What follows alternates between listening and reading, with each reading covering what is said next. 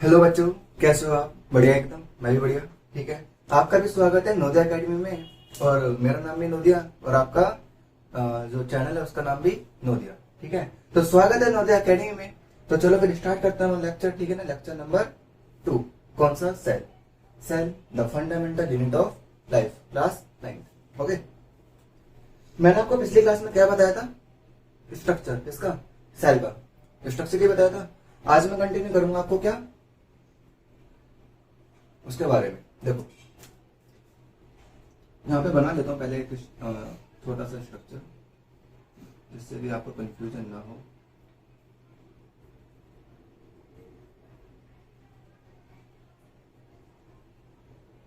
ऐसा कुछ था। ठीक है, अब मैं इसके बारे में लिखते जा रहा हूँ यहाँ पे। पहला, सेल वॉल क्या है? पहला, सेल वॉल क्या है? देखो, आपके एनसीईआरटी में दे रखा है कि सेल वॉल के बारे में। सेल वॉल कैसी होती है? रिजिड होती है। सेल वॉल कैसी होती है? रिजिड होती है। ठीक है, एनसीईआरटी में दे रखा है क्या कि सेल वॉल कैसी होती है? रिजिड होती है। रिजिड का मतलब, रिजिड का मतलब होता है क्या? सॉलिड। ठीक है ना, रिजिड का मतलब क्या होता है? सॉलिड। मतलब कि जो आपके सेल वॉल होते हैं सॉलिड होती है। ठीक है, जैसे कि अगर मैं इस मार्कर की बात करूं, इस मार्कर की बात करूं, ये तो मार्कर की जो आउटर लेयर है, ठीक है ना, जैसे हमारी सेल वॉल आउटर लेयर होती है, ये मार्कर की भी जो आउटर लेयर है क्या है? सॉलिड है। क्या है? सॉलिड है। अगर मैं इसको हाथ से पुश करूंगा तो क्या हुआ? मतलब ये बेकार नहीं हो रहा, मतलब इसकी शेप चेंज नहीं हो रही। तो मतलब ये क्या है? एक कोई सा भी ऑब्जेक्ट जो क्या हो, सॉलिड हो या फिर रिजिड हो, अगर मैं उसकी शेप को चेंज करूँ, शेप चेंज ना हो, उसको मैं क्या बोलता हूँ? रिजिड बोलता हूँ। ठीक है, तो आपकी सेल वॉल कैसी होती है? रिजिड होती है। और आउटर होती है, आउटर लेयर होती है। आउटर लेयर मतलब जो आपकी बाहर की जो पहली लेयर होती है, ठीक है ना, उसको मैंने क्या बोला? Cell wall. उसको मैंने क्या बोला? Cell wall. देखो, आउटर लेयर होती है। अब ये कहता है कि सेल वॉल कैसी होती है? हमारी परमेबल होती है। कैसी होती है? परमेबल। अब परमेबल का मतलब क्या होता है? ये कह रहा है कि सेल वॉल होती है वो परमेबल होती है। अब परमेबल का मतलब, ठीक है ना, मतलब परमेबल का मतलब होता है कि समझ लो, देखो ये मेरे हाथ है, ठीक है, अगर मैं हाथ में अगर आपको दिख रहे हो, ठीक है ना, छोटे छोटे से ऐसे जाले से दिख रहे हैं, आपको दिख रहा हूँ, मैं और पास लेकर आ रहा हूँ। ठीक है, जो छोटे छोटे से क्या दिख रहे हैं? जाले से दिख रहे हैं। जैसे अगर देखो यहाँ पे बनाऊं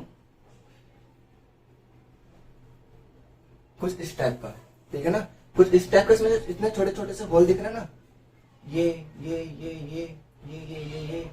ठीक है ना, ये सारे क्या होते हैं? मतलब कुछ ऐसी चीजें जो इन मतलब छेदों के द्वारा क्या हो सकती हैं? सेल के अंदर आ सकती हैं और सेल से बाहर जा सकती हैं। उसको मैं क्या बोलता हूँ? परमेबल। उसको मैं क्या बोलता हूँ? परमेबल। क्या बोलता हूँ? परमेबल। ठीक है, आगे देखो, ये कह रहे हैं कि जो सेल वॉल होते हैं आपकी किस चीज की बनी होती है? पहली बात, cell wall absent in animal cell. ठीक है ना, एनिमल सेल में क्या होता है? हमारी सेल वॉल एब्सेंट होती है, मतलब होती ही नहीं है। ठीक है, हमारे अंदर सेल वॉल नहीं होती। और अगर हमारे अंदर सेल वॉल होती तो हमारे अंदर सेलुलोज का डायरेक्शन होता। हमारे अंदर किसका डायरेक्शन होता? सेलुलोज का। लेकिन ऐसा कहते हैं ना कि अगर हम खीरा वगैरह खाते हैं, कुकुम्बर, जो कुकुम्बर वगैरह होता है, उसकी जो आउटर वॉल होती है, ठीक है ना, उसको हम पील करते हैं, मतलब छील के खाते हैं। क्यों? क्योंकि उसको छीलने का मतलब पर्पस क्या है? उसमें क्या होता है? सेलुलोज होता है, और सेलुलोज का हमारे अंदर डायरेक्शन नहीं होता। ठीक है ना, इसलिए हम उसको छील के खाते हैं। लेकिन जो रूमिनेंट्स होते हैं, गाय भैंस बकरी, ये मतलब घासें वगैरह खाती हैं। क्यों? क्योंकि इनके अंदर ये क्या है? रूमिनेंट्स है, और रूमिनेंट्स के अंदर सेल वॉल मतलब कि सेलुलोज का डायरेक्शन इजीली होता है। ठीक है, हमारे अंदर होता नहीं है, हमारे अंदर क्या होता है? एब्सेंट होता है। इसलिए हम मतलब ये सब चीजें नहीं खा सकते। देखो, ये था cell wall. Cell wall present only in plant cell.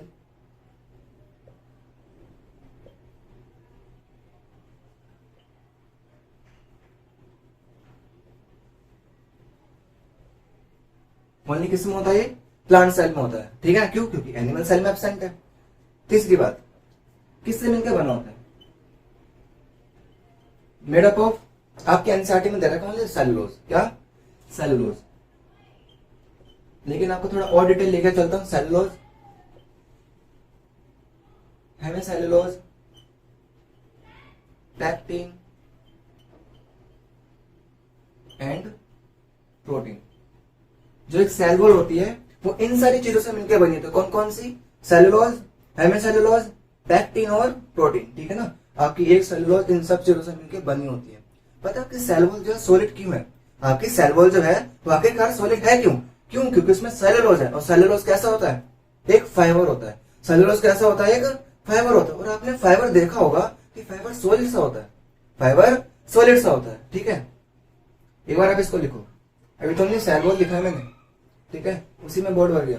अब मैं क्या लिखूंगा? Cell membrane. लिख लिया? देखो सेल वॉल में इतना ही है, ठीक है। बाकी तो काफी डिटेल भी है कि प्राइमरी सेल वॉल होती है, सेकेंडरी सेल वॉल होती है। इतना तुम्हारी डिटेल में नहीं, एनसीईआरटी में छोटा सा टॉपिक है, ठीक है। आपको पढ़ना हो तो कमेंट कर देना, अगर प्राइमरी वॉल सेकेंडरी वॉल पढ़नी हो, ठीक है, तो आप कमेंट करना और मैं आपको आंसर जरूर दूंगा, ठीक है।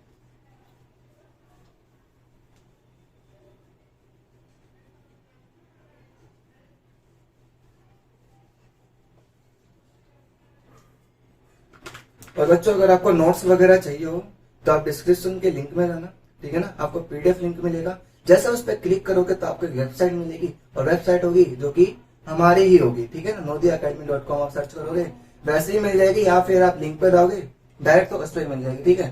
तो मजा आएगा दोनों को, ठीक है। देखो अब हम और अंदर मूव करते हैं। अभी मैंने आपको सेल वॉल बताया, अब मैं बताऊंगा आपको क्या? Cell membrane. सेल मेम्ब्रेन को ही हम बोलते हैं क्या? Plasma membrane. क्या बोलते हैं? Plasma membrane. बेटा देखो हमारी सेल मेम्ब्रेन और प्लाज्मा मेम्ब्रेन दोनों क्या होती हैं? सेम होती है, ठीक है। दोनों ही क्या होती है? सेम होती है। अगर मैं प्लाज्मा मेम्ब्रेन की बात करूं और सेल मेम्ब्रेन की बात करूं, दोनों कैसी होती है? सेम होती है, ठीक है ना। दोनों कैसी होती है? सेम होती है, ठीक है। अगर मैं प्लाज्मा की बात करूं और सेल मेम्ब्रेन की बात करूं, देखो पहला पॉइंट आपकी एनसीईआरटी कहती है कि क्या है? आउटर लेयर है। कि क्या है? आउटर लेयर है। बेटा 2 मिनट पॉज कर रहा हूं, ठीक है बच्चों। यह क्या? आपकी आउटर लेयर, ठीक है। सेल मेम्ब्रेन प्लाज्मा मेम्ब्रेन दोनों सेम होते हैं, जैसे कि मैंने आपको अभी बताया, ठीक है। दोनों क्या होती है? Outer layer. आप पूछ रहे होंगे कि अभी सबने बताया कि सेल वॉल हमारी आउटर लेयर होती है, ठीक है ना। सेल वॉल हमारी आउटर लेयर होती है, तो क्या हमारी सेल मेम्ब्रेन प्लाज्मा मेम्ब्रेन भी आउटर लेयर होगी? अब देखो एनसीईआरटी ने तो आउटर लेयर का है, तो मैं भी आपको आउटर लेयर ही बोलूंगा, ठीक है। अब मैं आपको इसका कोई जापानीज नाम बता दूं तो आप भी बोलोगे क्या बता दिया, एनसीईआरटी में तो है नहीं, ठीक है। तो हमें एनसीईआरटी को ही फॉलो करना होता है। आगे देखो आउटर लेयर के बाद क्या रही है? क्या आपकी जो सेल मेम्ब्रेन होती है, ठीक है ना, वो कैसे होती है? परमेबल होती है। कैसी होती है?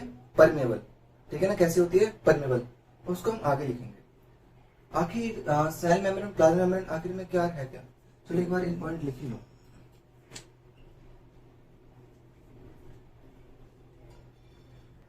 ठीक है बेटा, कैसी होती है?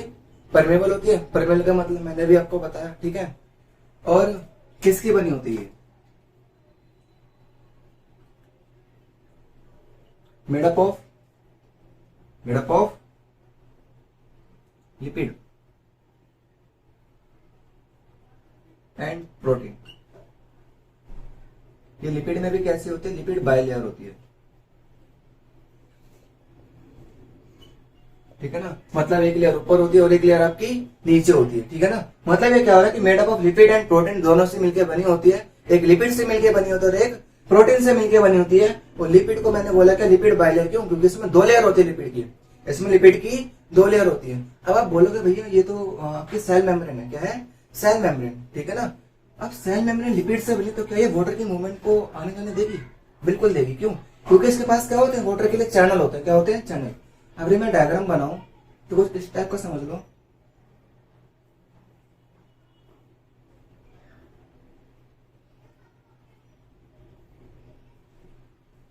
ये आपकी क्या? सेल मेम्ब्रेन, ठीक है ना। और यहाँ पे एक जगह तुम्हारा क्या? ग्लूकोज का मोलिक्यूल, ठीक है। और एक तरफ क्या है तुम्हारा? वाटर का मोलिक्यूल। मतलब इसमें क्या होता है? काफी सारे चैनल्स होते हैं और पंप होते हैं। अब मैं बोलूं चैनल्स और पंप क्या होते हैं? चैनल और पंप मतलब इसलिए लगे होते हैं अगर की आपकी जो सेल वॉल है, पहली बात तो वो लिपिड की बनी हुई है। और लिपिड क्या होता है? फैट का मोलिक्यूल होता है। तो जरूरी नहीं, मतलब ऐसा कहते भी हैं कि जो लिपिड होता है, आपका जो फैट होता है, उसको वाटर से नफरत है, ठीक है ना। उसको क्या है? वाटर से नफरत है।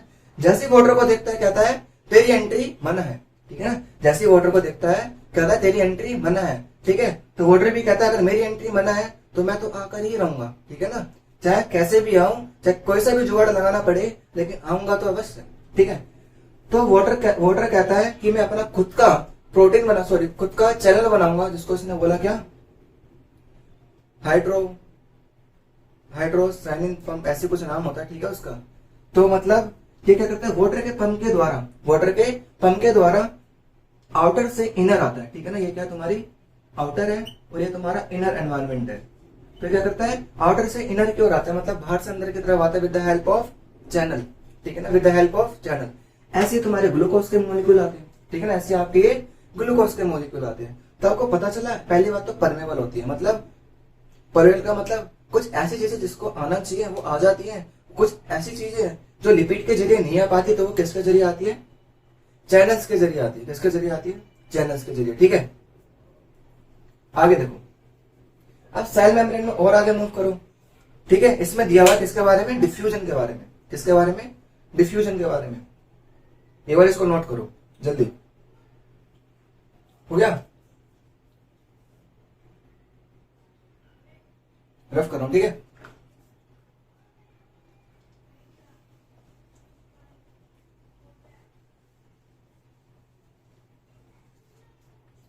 देखो अब डिफ्यूजन आखिर क्या है।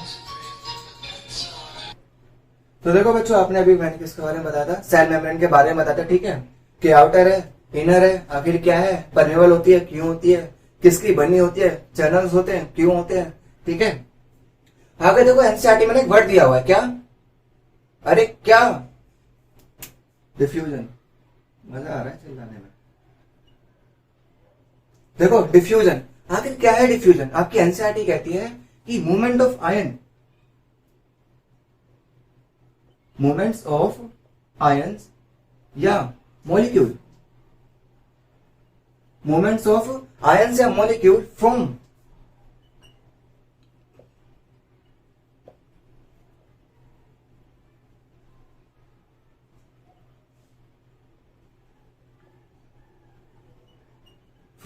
higher concentration to lower concentration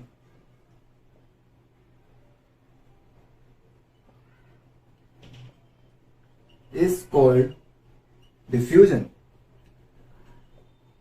जैसे बेटा आपका सेल मेम्ब्रेन प्लाज्मा मेम्ब्रेन के बारे में ही बता रहा हूं, ठीक है। ये कह रहा है कि आपका डिफ्यूजन क्या है, कि movement of ions from higher concentration to lower concentration with the help of, without help of SPM. SPM बताऊंगा आखिर है क्या, ठीक है ना। सेमी परमेबल मेम्ब्रेन होती है लेकिन इसमें यूज नहीं होता उसका, ठीक है ना। तो ये कह रहा है कि movement of ions from higher concentration to lower concentration, ठीक है ना, उसको हम बोलते हैं क्या, डिफ्यूजन। देखो सीधा सा एग्जांपल देता हूं आपको, छत पे जाओ, छत पे नहीं जाओ, मतलब छत पे रखो पानी की टंकी, छत पे का रखो पानी की टंकी। अब देखो पानी की टंकी से डायरेक्ट तुम्हारे घर के नीचे पानी आता है। आपने जैसे नल को ऑन किया, ठीक है ना, नल मतलब खोला, पानी आया। ऐसा तो नहीं होता पहले 1 बूंद आई, फिर 10 बूंद आई, फिर 5 बूंद आई, फिर 1000 बूंद आई। तुम जैसे नल खोलते हो, ठीक है ना, तुम्हें जितने रिक्वायरमेंट होते तुम इतना पानी उससे ले लेते हो, लेकिन वो डायरेक्ट आता है, ठीक है ना। कैसा आता है, डायरेक्ट आता है। तो मैं इसको बोल सकता हूँ स्पॉन्टेनियस प्रोसेस है। कैसा, ये कैसा प्रोसेस है, स्पॉन्टेनियस है। स्पॉन्टेनियस मतलब लगातार होता है, ठीक है ना। जब हम नल बंद करोगे जब भी पानी बंद होगा, अन्यथा नहीं होगा। इसलिए मैंने इसको क्या बोला, ये कैसा प्रोसेस है, ये एक स्पॉन्टेनियस प्रोसेस है। कैसा प्रोसेस है कि स्पॉन्टेनियस, ठीक है। एक और वर्ड बोला गया एनसीईआरटी में, क्या, रैपिड होता है। रैपिड का मतलब तेजी से होता है, ठीक है ना, लगातार होता है। अगर आपने नल खोल दिया तो वो खुला ही रहेगा, ठीक है, पानी निकलता ही रहेगा। पानी बोलेगा बंद कर तो बंद हो जाऊंगा, खोलेगा तो खुल जाऊंगा, ठीक है। उसको भी आपकी परमिशन की रिक्वायरमेंट होती है, ठीक है। ये था आपका डिफ्यूजन। एक चीज इसमें और लिख सकते हो, नो रिक्वायरमेंट ऑफ एसपीएम, ठीक है ना। इसमें हमें एसपीएम की जरूरत नहीं पड़ती। देखो डायग्राम बना देता हूं आपके लिए, कैसे होता है। ये लिए हमने क्या, एक बीकर,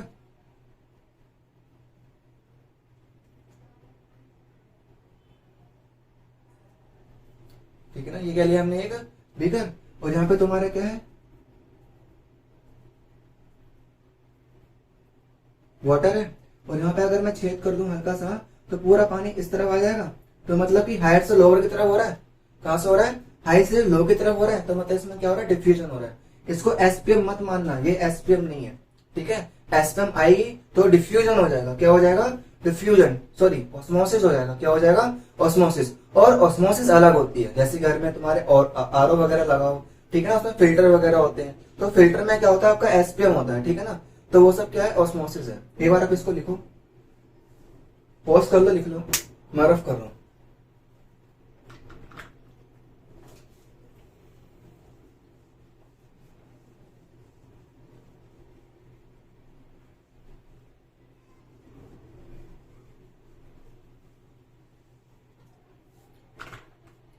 देखो अभी मैंने आपको डिफ्यूजन पढ़ाया, ठीक है। अब डिफ्यूजन के बाद आएगा आपका क्या, ऑस्मोसिस। क्या आएगा, ऑस्मोसिस। आखिर क्या है ऑस्मोसिस में, ठीक है, आखिर क्या है ऑस्मोसिस में, ठीक है। मैं बोलना कुछ और चाहता हूं लेकिन बोल नहीं पा रहा, ठीक है। तो आखिर क्या है ऑस्मोसिस में, तो देखो ऑस्मोसिस में क्या है, ये झिंगुर है, लपू है, देखो, ठीक है। देखो ऑस्मोसिस में क्या है, अभी देखेंगे। ये कह रहा है ऑस्मोसिस में कुछ नहीं है, ओनली एक लाइन है, क्या, मूवमेंट ऑफ आयंस, या मतलब डेफिनेशन सबकी सेम है, लेकिन बताऊंगा उसमें क्या डिफरेंस है, ठीक है। मूवमेंट्स ऑफ आयंस या मॉलिक्यूल, बोलो क्या, मूवमेंट्स ऑफ आयन या molecule from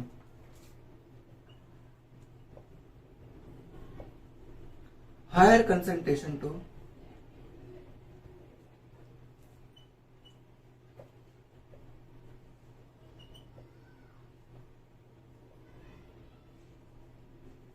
lower concentration with the help of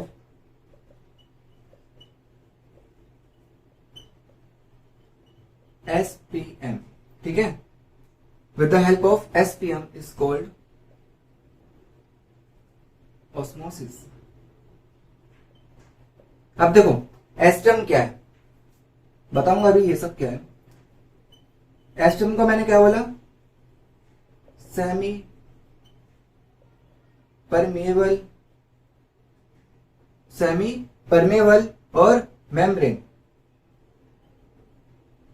अब आपने देखा इसमें क्या लग गया, एक वर्ड लग गया, क्या, परमेबल, मतलब इसमें मूवमेंट्स होगी किसकी, आयंस की, ठीक है ना, बाहर से अंदर की तरफ, ठीक है ना, कहां से, बाहर से अंदर की तरफ। क्यों, क्योंकि इसमें भी क्या है, कुछ ऐसे होल्स हैं जिसके जरिए जो है मूवमेंट्स होते हैं किसकी, आयंस की, ठीक है ना। ये क्या है, इसको हम झिल्ली बोलते हैं, क्या बोलते हैं, झिल्ली, मेम्ब्रेन, ठीक है। आगे कह रहे हैं कि आपका जो ऑस्मोसिस है ये क्या है, एक स्लो प्रोसेस है। ये कैसा प्रोसेस है, एक स्लो प्रोसेस है। देखो आपके घर में आरओ लगा हुआ, ठीक है ना, एक्वागार्ड का लगा, कोई सा भी लगा हुआ, ठीक है ना, बस ये है कि फिल्टर करके देना चाहिए पानी। देखो तो आपके घर में आरओ लगा होगा, आरओ लगा होगा, ठीक है। आपने देखा होगा जैसे इसमें से पानी जाता है, जैसे इसमें पानी फिल करते हैं तो एक तो फिल्टर नहीं करता, धीरे धीरे फिल्टर करता है, ठीक है ना, धीरे धीरे तो फिल्टर करता है। ऐसा नहीं कि आपने पानी डाला और फिल्टर, पानी डाला फिल्टर, वो टाइम लेता है, मतलब कैसा प्रोसेस है, स्लो प्रोसेस है। क्यों, क्योंकि किसके थ्रू होता है वो, सेमी परमेबल मेम्ब्रेन, जितने भी उसमें बैक्टीरिया होते हैं, ठीक है ना, जितने भी टॉक्सिक सब्सटेंस होते हैं, वो क्या करता है, सबको किल कर देता है। क्या कर देता है, किल कर देता है। तो मतलब किल करने का काम किसने किया, मतलब किल नहीं करता, उसको रोक देता है एक तरफ, प्योर पानी एक तरफ और बैक्टीरिया वाला पानी एक तरफ, ठीक है ना, किसके द्वारा, with the help of SPM, with the help of SPM. देखो ऑस्मोसिस भी सेम होती है और आपका डिफ्यूजन भी सेम होता है, लेकिन ऑस्मोसिस स्लो है, डिफ्यूजन तेज है। उसमें एसपीएम नहीं थी, इसमें एसपीएम है। आपकी एनसीईआरटी में एक्टिविटी दे रखी है, क्या, एक्टिविटी। वो एक्टिविटी आप घर पे भी कर सकते हो, कहां पर कर सकते हो, घर में। एक्टिविटी में देखो क्या कह रहे हैं, यहाँ पे डायग्राम भी बना सकते हो, ये आपकी एसपीएम, ठीक है, ये क्या है आपकी एसपीएम, और यहाँ पे क्या हो रही है, मूवमेंट्स होगी, ठीक है, किसकी, वाटर मॉलिक्यूल की, ठीक है ना। जितने भी बैक्टीरिया होंगे वो यहाँ पे रुक जाएंगे, जैसे कि अगर मैं इससे बैक्टीरिया दिखाऊं, ये कुछ पैथोजेंस वगैरह, ठीक है, और जहां पे आपका क्या आएगा, ओनली प्योर वाटर आएगा, ठीक है ना। यहाँ पे लिख लो इम्प्योर वाटर, और यहाँ पे क्या है, प्योर वाटर, और ये क्या है आपकी एसपीएम, ठीक है, ये क्या है आपकी एसपीएम। एक बार इसको नोट करो, मैं आ रहा हूं। देखो इसकी एक्टिविटी क्या कह रही है, ठीक है ना। एक्टिविटी में क्या कहता है, इसने बोला एक बीकर लो, क्या लो, एक बीकर लो, ले लियो। देखो मैंने ले लिया यहाँ पे बीकर, 250 रुपए का है। देखो ये एक बीकर लिया, ठीक है, बनाने के पैसे लगते हैं। देखो ये एक बीकर है, ठीक है, इसने बोला एसएल डालो। एसएल तो मेरे पास था नहीं, लेकिन मैं ले आया, ठीक है। मैंने क्या कर दिया, इसमें एसएल डाल दिया। बाहर से मैंने क्या डाला, इसमें एसएल डाला। बाहर से मैंने क्या डाला, इसमें एसएल डाला। अब ये कह रहा है कि आपका जो एग होता है ना, आपका जो एग सेल होता है, ठीक है ना, क्या होता है, एग सेल। आपने देखो ना व्हाइट व्हाइट कलर का होता है, इसको तो हटा के फेंक देते हो। वो कह रहा है कि एक्सेल लो और एसएल लो और एक बीकर लो। बीकर में एसएल डालो और एक्सेल डालो। एक्सेल किसका बना होता है, एसएल प्लस में एक्सेल, ठीक है ना, एक्सेल, एक्सेल, ठीक है। उसकी जो कोटिंग होती है, ठीक है ना, व्हाइट व्हाइट कलर की, वो किसकी बनी होती है, कैल्शियम की बनी होती है। किसकी बनी होती है, कैल्शियम की बनी होती है। किसकी बनी होती है, कैल्शियम की। तो कह रहा है आपने एक्सेल लिया जो कैल्शियम का बना हुआ है, और आपने क्या लिया, एसएल लिया। जैसे आप इन दोनों को क्या करोगे, मिक्स करोगे किसमें, एक बीकर में, तो आपकी जो एक्सेल है, आपकी जो एक्सेल है वो किसमें कन्वर्ट हो जाएगी, एसपीएम में। किसमें कन्वर्ट हो जाएगी, एसपीएम में। मतलब कि आपकी जो एक्सेल थी अब वो किसमें कन्वर्ट हो गई, एसपीएम में। और एसपीएम किसके तरीके से काम करेगी, किसके तरीके से काम करेगी, परमेबल के जैसा। किसके जैसा, परमेबल के जैसा। अभी ओनली एक्सेल थी, अब क्या बन गई, एसपीएम बन गई, ठीक है ना। इसको भी आप फिल्टर में यूज कर सकते हो, ठीक है। तो ये थी आपकी एक्टिविटी, ठीक है, जो आपकी बुक में दे रखी थी और मैंने बता दी, ठीक है। इसको नोट करो, पोज करो, नोट करो, जो करना है वो करो, जो भी करना है जल्दी करो, ठीक है। देखो रफ कर रहा हूं मैं। अभी मैंने आपको प्लाज्मा मेम्ब्रेन, मैंने अभी आपको जो स्ट्रक्चर का, अभी मैंने आपको स्ट्रक्चर बताया था ना, उसका जो मैंने झलक दिया था, एक मिनट में,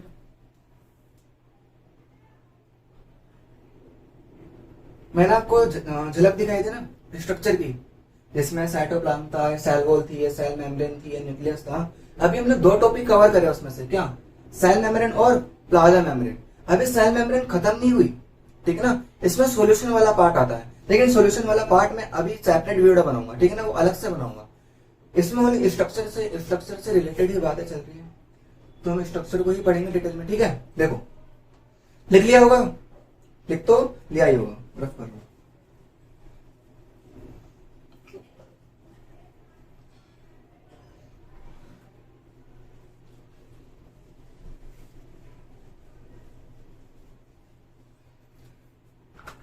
देखो अब इसके बाद आता है आपका क्या, ये जो दिख रहा है ना ऐसे 1 2 3 4, ठीक है। ये जो मैंने फ्लूइड बनाया, इसको मैंने बोला क्या, साइटोप्लाज्म। क्या बोला मैंने इसको, साइटोप्लाज्म, ठीक है। अच्छा कमेंट करके बताना कि साइटोप्लाज्म क्या होता है। मैं तो यहाँ लिख ही रहा हूं, लेकिन आप फिर भी बताना। अगर आपको थोड़ा और पता हो तो फिर प्लीज मुझे बताइए आप कमेंट में। जितने ज्यादा आप कमेंट करोगे उतना ज्यादा मुझे पढ़ने में मजा आएगा और रिप्लाई देने में भी मजा आएगा, ठीक है। तो कमेंट जितना कर सको उतना, बस आपको ऐसे ऐसे ऐसे ऐसे करना है, ठीक है। ऐसे करो, क्लिक करो, ऐसे करो, क्लिक करो, बस। देखो साइटोप्लाज्म, साहब साइटोप्लाज्म क्या है, ये एक फ्लूइड है। ये क्या है, एक फ्लूइड है जो प्रेजेंट होता है, किसमें प्रेजेंट होता है, present inside the cell, inside the cell. मतलब कह रहा है कि साइटोप्लाज्म आपका एक फ्लूइड है। साइटोप्लाज्म आपका एक फ्लूइड है जो आपके सेल में प्रेजेंट होता है। कहां प्रेजेंट होता है, सेल में प्रेजेंट होता है, ठीक है। कहां प्रेजेंट होता है, सेल में प्रेजेंट होता है। आगे देखो, प्रेजेंट तो होता है सेल में, अब करता क्या है, ये कह रहा है cytoplasm it that location, cytoplasm is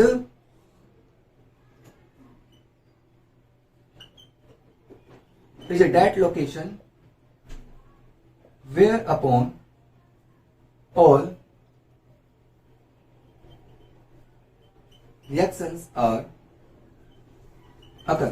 मतलब कह रहे हैं साइटोप्लाज्म एक ऐसी लोकेशन है जहां पे आपकी क्या होती है, रिएक्शंस होती हैं। जैसे कि अरे बताओ ना, हाँ बता दिया आपने, आवाज आ गई मुझे, कमेंट में आता आपके, हाँ दिख रहा है मुझे, क्या कह रहा, अच्छा हाँ सुन लिया मैंने।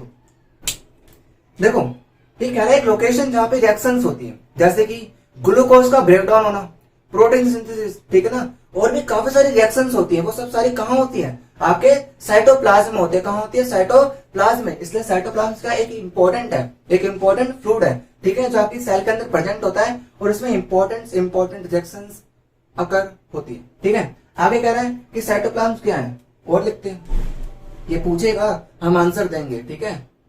देखो ये कह रहा है साइटोप्लाज्म क्या है। साइटोप्लाज्म क्या है? एक फ्लूइड है, पहली बात। दूसरा, इसमें क्या होता है, आपके जितने भी सेल ऑर्गेनल्स होते हैं, आपके जितने भी सेल ऑर्गेनल्स होते हैं वो क्या होते हैं? प्रेजेंट होते हैं। क्या होते हैं? प्रेजेंट होते हैं। जैसे कि माइटोकॉन्ड्रिया, ठीक है ना, mitochondria, plastid, lysosome, ER, vacuole, ठीक है ना, न्यूक्लियस वगैरह, जितनी भी सारी चीजें हैं, ठीक है, लाइसोसोम्स वगैरह, वो सारे क्या है? सेल्स ऑर्गेनल्स हैं। और वो किसमें प्रेजेंट होते हैं? आपके साइटोप्लाज्म में। किसमें प्रेजेंट होता है? आपके साइटोप्लाज्म में। समझ रहे हैं? देखो किसमें प्रेजेंट होता है? आपके साइटोप्लाज्म में। हो गया? अरे हो गया क्या? हो गया? पोस्ट करो, लिखो, मैं भी आता हूं। देखो लिख लिया होगा, ठीक है, रफ कर दूं। पता चला आपको साइटोप्लाज्म क्या होता है? पता तो चल गया होगा, ठीक है। देखो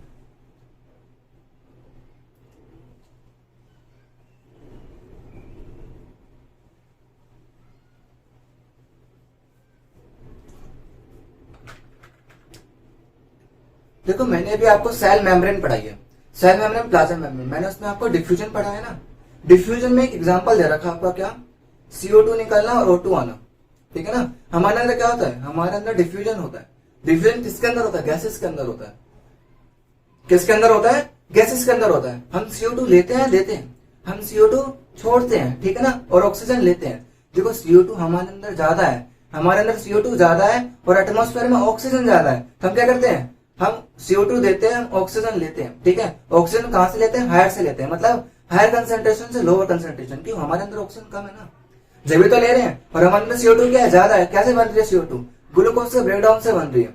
मैंने आपको ट्रिक बताई थी ना, हमें रटना कुछ नहीं है, ओनली समझना है। ग्लूकोज में कार्बन, कार्बन से क्या बनेगा? CO2, ठीक है। ग्लूकोज में हाइड्रोजन, हाइड्रोजन से क्या बनेगा? वाटर। और ऑक्सीजन से आपकी एनर्जी तो बनती है, ठीक है। आगे देखो साइटोप्लाज्म हो गया। अब उसके बाद मूव करेंगे किस पे? न्यूक्लियस पे। यह आपका क्या? न्यूक्लियस। अब न्यूक्लियस आखिर है क्या?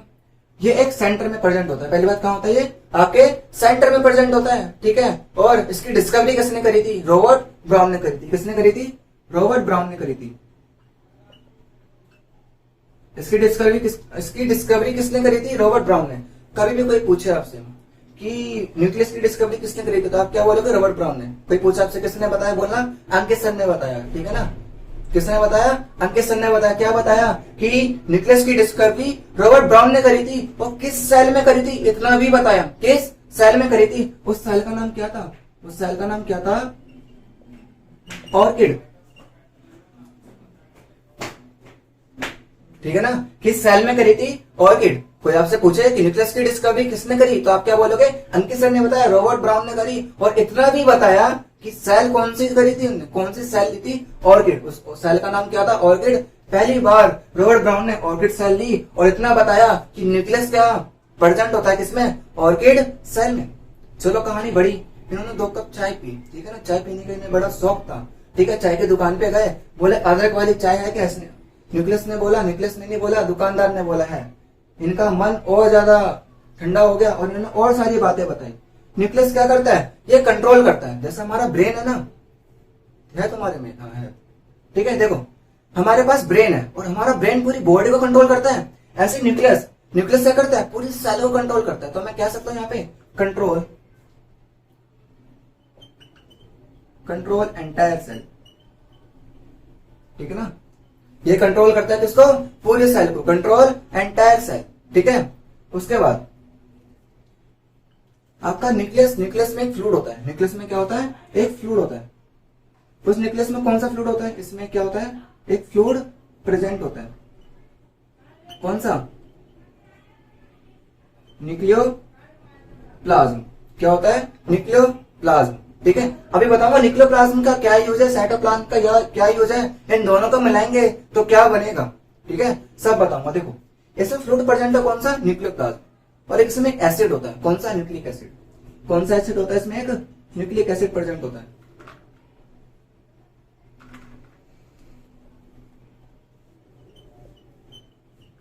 न्यूक्लिक एसिड होता है इसमें प्रेजेंट। और आपके न्यूक्लियस में क्या होता है? इसमें डीएनए होता है। क्या होता है? डीएनए। डीएनए की फुल फॉर्म क्या होती है? डीऑक्सी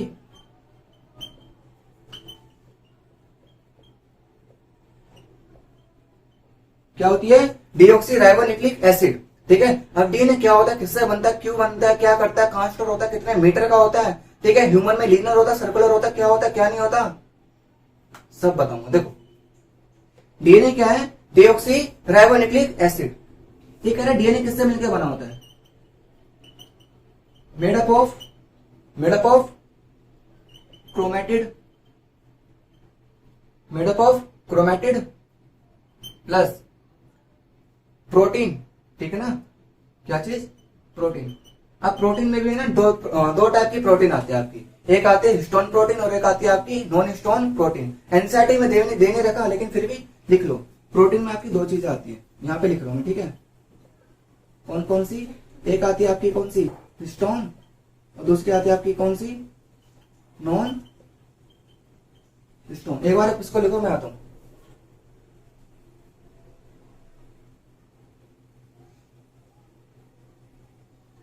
लिख लिया? देखो एक हिस्टोन और एक नॉन हिस्टोन। आपका क्रोमेटिड हो गया, प्रोटीन हो गया, ठीक है, प्रोटीन में दोनों आ गई। और क्या होता है इसमें? आरएनए प्लस में आरएनए। देखो किसी ने मुझसे पूछा था कि आरएनए और डीएनए में क्या डिफरेंस है, ठीक है, आरएनए और डीएनए में क्या डिफरेंस है। ये प्रोटीन बनाता है और ये जेनेटिक मटेरियल को स्टोर करता है, ठीक है ना, ये जेनेटिक इंफॉर्मेशन को स्टोर करता है जो एक पेरेंट से दूसरे ऑफस्प्रिंग वगैरह में जाती है, ठीक है ना, एक जनरेशन से नेक्स्ट जनरेशन में जाती है, ठीक है ना। तो वो कौन लेके जाता है? आपका डीएनए लेके जाता है, ठीक है ना। तो डीएनए और आरएनए में आपको डिफरेंस पता चला। आरएनए किसके लिए रिस्पॉन्सिबल होता है? अरे किसके लिए होता है? प्रोटीन के लिए होता है, लेकिन ये किसके लिए होता है? जेनेटिक इंफॉर्मेशन के लिए रिस्पॉन्सिबल होता है। अभी मैं यहाँ पे सब लिखूंगा, ठीक है ना, कहानी अभी तो बहुत है। कितना हो गया? एक क्वेश्चन पूछा था आपसे कि डीएनए पे कौन सा चार्ज होता है और किसकी वजह से होता है। आप क्या बोलोगे कि डीएनए पे कौन सा चार्ज होता है? तो आप क्या बोलोगे? नेगेटिव चार्ज होता है। कौन सा चार्ज होता है? नेगेटिव चार्ज होता है। अब किसके वजह से होता है? तो एक एलिमेंट है, कौन सा आपका? फॉस्फोरस। तो क्या होता है? नेगेटिव चार्ज होता है किसके वजह से? ड्यू टू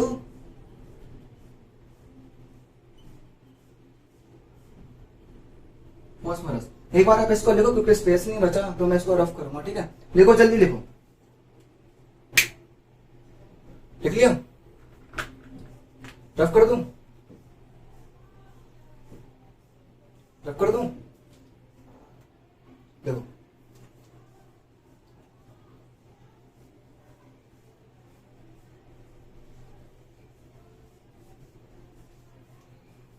अब न्यूक्लियस में, सॉरी, डीएनए में और बातें करते हैं। डीएनए, कोई आपसे पूछे कि डीएनए बैक्टीरिया में कौन सा होता है और ह्यूमन में कौन सा होता है, तो देखो डीएनए दो टाइप के होते हैं आपके, ठीक है। एक होता है आपका क्या? लीनियर। एक होता है आपका क्या? लीनियर। और एक होता है आपका क्या? सर्कुलर।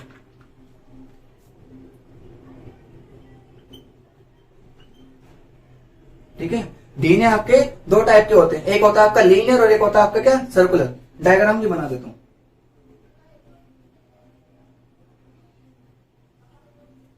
ठीक है, ये आपका क्या? Linear DNA. और सर्कुलर डीएनए कैसा होता है? ठीक है ना, हमारा अच्छा होता है, उनका खराब होता है, ठीक है ना। हमारा डीएनए अच्छा होता है, बैक्टीरिया का खराब होता है, ठीक है ना, इसलिए वो ढंग से नहीं बनता। देखो हमारा जो लीनियर होता है, हमारा डीएनए कैसा होता है? लीनियर होता है। मतलब लीनियर डीएनए किसमें प्रेजेंट होता है? ह्यूमन में। किसमें प्रेजेंट होता है? ह्यूमन में। और सर्कुलर डीएनए आपका किसमें प्रेजेंट होता है? बैक्टीरिया। किसमें होता है? बैक्टीरिया, ठीक है। कोई आपसे पूछे कि कितना मीटर डीएनए प्रेजेंट होता है ह्यूमन में, ठीक है, तो आप क्या बोलोगे? 2.2 मीटर डीएनए प्रेजेंट होता है, ठीक है ना। मतलब डीएनए का साइज कितना होता है? 2.2 मीटर। डीएनए का साइज कितना होता है? 2.2 मीटर किसमें, एक ह्यूमन में, ठीक है ना। ह्यूमन का डीएनए लीनियर होता है और उसका साइज कैसा होता है, 2.2 मीटर होता है। कहां होता है, न्यूक्लियस में होता है। कहां होता है, न्यूक्लियस में होता है। समझ में आया, अरे आया, कहां होता है, न्यूक्लियस में होता है। कितना होता है, 2.2 मीटर होता है। कैसा होता है, लीनियर होता है, सर्कुलर किस्म होता है, बैक्टीरिया में होता है, ठीक है, देख लिया। अब डीएनए करता क्या है, देखो डीएनए करता क्या है, ये स्टोर करता है क्या, जेनेटिक इंफॉर्मेशन। क्या स्टोर करता है, जेनेटिक इंफॉर्मेशन, ठीक है ना। जेनेटिक इंफॉर्मेशन को क्या करता है, स्टोर करता है और ट्रांसफर करता है, और ट्रांसफर करता है किसमें से, पेरेंट टू प्रोजेनी। प्रोजेनी मतलब नेक्स्ट जनरेशन, ठीक है ना। इसको लिखो, ये सारी कहानी थी किसमें, डीएनए में। जितनी भी कहानी थी मेरी जुबानी थी और आपको लिखानी थी, ठीक है, लिख लिया। अभी तो बहुत मजेदार टॉपिक है, अभी खत्म नहीं हुआ, ठीक है। जब मैं आता हूं तो लेक्चर शुरू होता है, और जब मैं जाता हूं तो वो मेरी मर्जी से होता है, ठीक है। अब देखो, अब इसके बाद हम मूव करेंगे, न्यूक्लियस तो हो गया, न्यूक्लियस के बाद एंडोप्लाज्मिक रेटिकुलम। आखिर क्या है जो बच्चों को डराती है, ठीक है ना, endoplasmic reticulum, ER. What is ER, ठीक है, व्हाट इज ईआर। देखो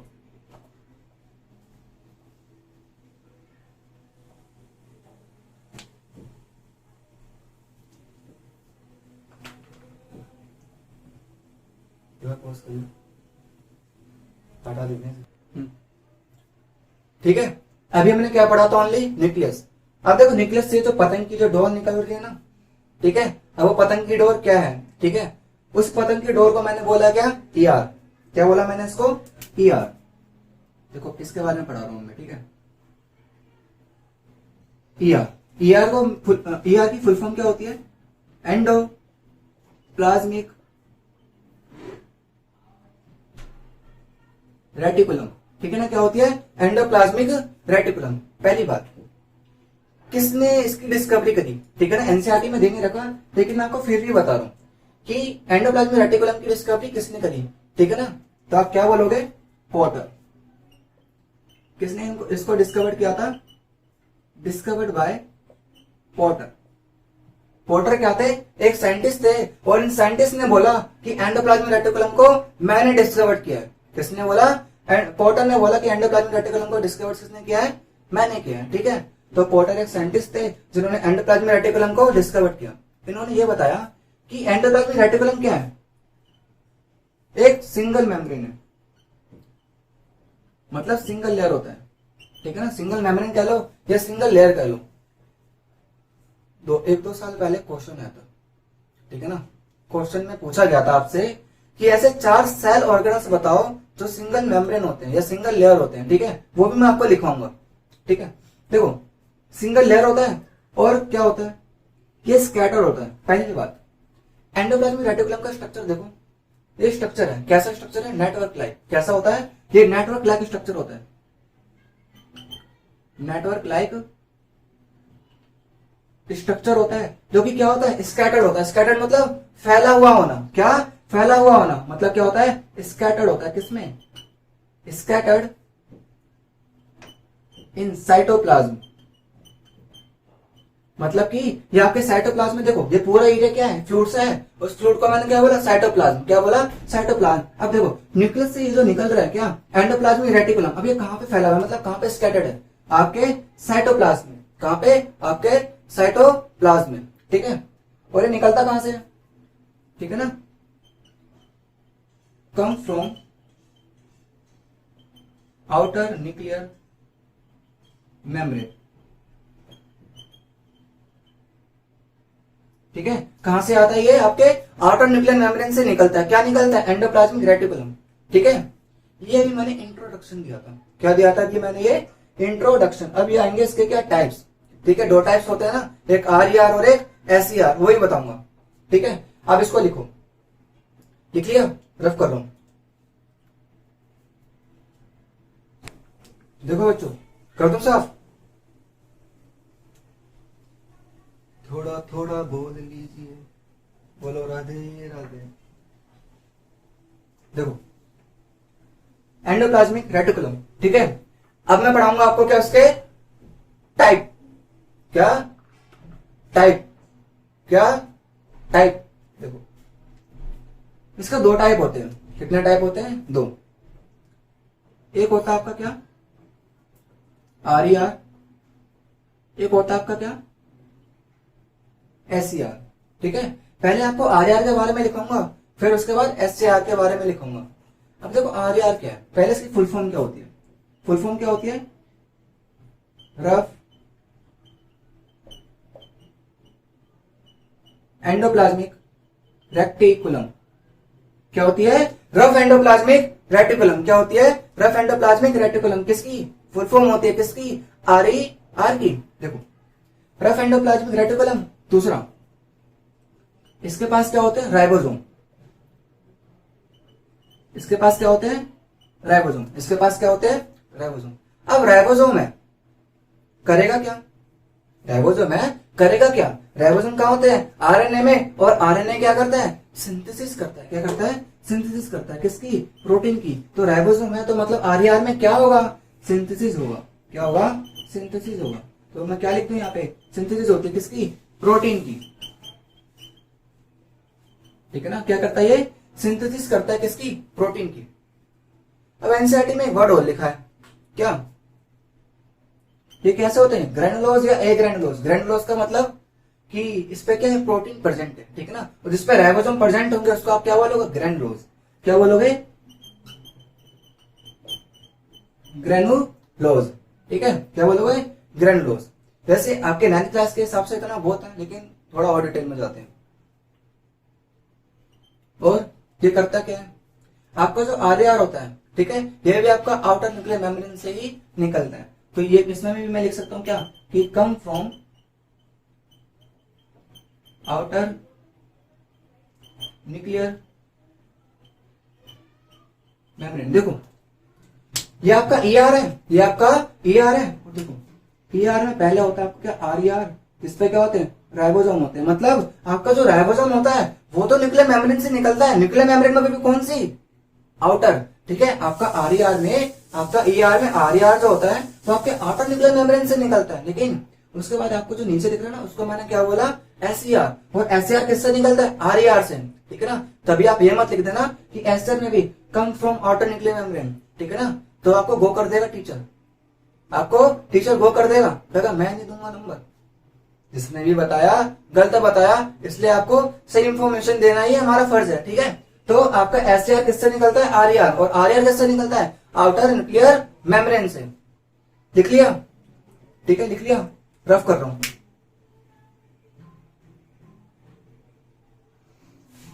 देखो, ये कहानी थी आरईआर की, जो मुझे आपको बतानी थी वो बता दी, ठीक है। अब हम मूव करेंगे किस पे? एसईआर। आखिर क्या है एसईआर? क्या है एसईआर में, ठीक है। ये भी झिंगुआ सा है, ठीक है, पतला सा है। देखो, एसईआर में क्या है? पहली बात, एसईआर की फुल फॉर्म, एक काम करता हूं, इसको रफ कर देता हूं, आप बोलोगे मैंने आरईआर में लिख दिया, ठीक है। देखो, एसईआर की फुल फॉर्म स्मूथ एंडोप्लाज्मिक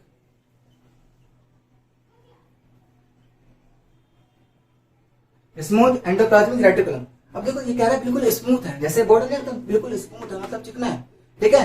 अब ये क्या था? पहले आरईआर कैसा था? रफ था। रफ मतलब खुरदुरा था, ठीक है। अब ये बिल्कुल स्मूथ है। स्मूथ का मतलब इसमें भैया राइबोसोम है ही नहीं। इसमें क्या नहीं है? राइबोसोम नहीं है। मतलब इसमें क्या लिख सकता हूं?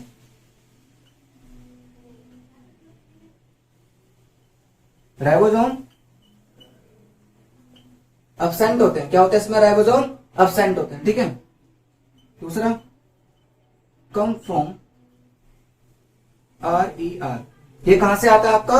आरईआर से आता है। कहां से आता है आपका? आरईआर से। दूसरा, अब इसके पास राइबोसोम तो नहीं है, मतलब प्रोटीन की सिंथेसिस तो ये करेगा नहीं, तो किसकी करेगा?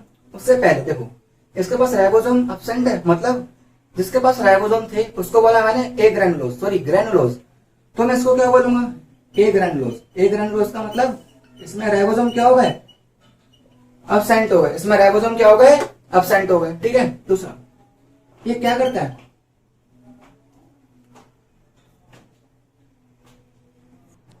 देखो मैंने क्या बोला, वो ग्रैनुलोज था और ये क्या है, ए ग्रैनुलोज। अब वो प्रोटीन बना रहा था और ये क्या बनाएगा, ये सिंथेसिस करता है, किसकी,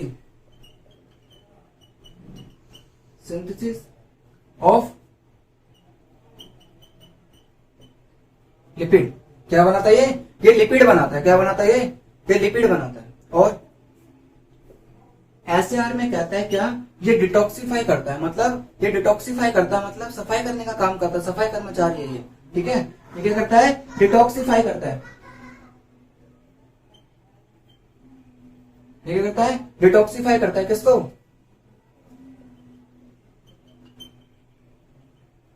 हार्मफुल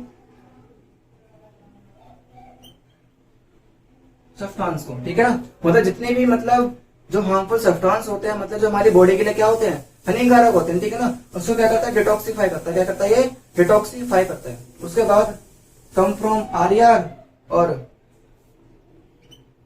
ये करता क्या है, ये स्टोर करता है, किसको, कैल्शियम आयन को। ये क्या करता है, कैल्शियम आयन को स्टोर करता है, किसके लिए, देखो यहाँ पे स्पेस नहीं है इसलिए मैं यहाँ लिख रहा हूं। ये कैल्शियम आयन को क्या करता है, स्टोर करता है, किस लिए, फॉर मसल कॉन्ट्रैक्शन, ठीक है ना, किसके लिए, फॉर मसल कॉन्ट्रैक्शन के। मतलब कि जब हम मसल को कॉन्ट्रैक्ट करते हैं ना, कॉन्ट्रैक्ट मतलब देखो अभी मैं कॉन्ट्रैक्ट कर रहा हूँ, ठीक है ना, क्या कर रहा हूँ, कॉन्ट्रैक्ट कर रहा हूँ, मतलब मैं मसल को एक के ऊपर एक लेकर आ रहा हूँ, ठीक है ना। मसल क्या हो रही है, पहले फैले हुई थी, रिलैक्स थी, अब वो कॉन्ट्रैक्ट हो रही है। कॉन्ट्रैक्ट होगी मतलब इस समय यूज होगा, किसका यूज होगा, कैल्शियम आयन का होगा, किसका होगा, कैल्शियम आयन का होगा। इसको नोट करो, कर लिया।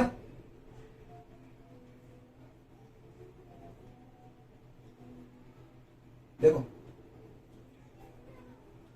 देखो कर लिया होगा। तो एससीआर और आरईआर में इतना ही था, ठीक है ना। एंडोप्लाज्मिक रेटिकुलम में आपका इतना ही था, सिंगल मेम्ब्रेन वगैरह होती है, मैंने आपको बता दिया। अब इसके बाद मैं स्टार्ट कर रहा हूं क्या, देखो इसके बाद स्टार्ट करूंगा मैं क्या, लाइसोसोम, ठीक है, लाइसोसोम्स। एक काम करते हैं, ड्यूरेशन काफी बढ़ गया है, ठीक है, तो मैं इस क्लास को भी वहीं पर ही एंड कर रहा हूं, आगे कंटिन्यू करेंगे, ठीक है। तो आशा करता हूं आपको समझ में आया होगा। तो आप बने रहिएगा नोदिया एकेडमी के साथ। मेरा नाम भी नोदिया और एकेडमी का नाम भी नोदिया। जब दोनों का नाम ही होगा नोदिया तो काम होगा बहुत ज्यादा बढ़िया, ठीक है। तो मेरी तरफ से आप सबको अलविदा, बाय बाय, टाटा।